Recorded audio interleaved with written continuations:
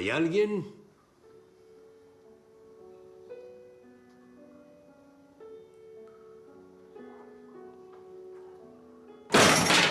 ¿Hay alguien? ¿Mamá? Antes, al entrar, me acordé que de pequeña os escuchaba hacer el amor. Sentía que os amabais, que siempre estaríamos juntos. ¿Qué pasa? ¿Qué pasa?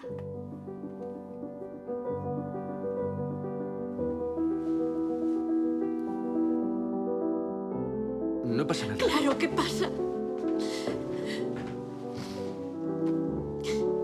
¿Qué os ocurre? No vas a estropear tu imagen ahora que has llegado a la vejez. Pienso cuidarme. ¿Pero cuál es mi imagen? A veces eres un monstruo. Papá, ¿te has vuelto loco? Siéntate. No, no quiero sentarme. ¿Qué ocurre aquí?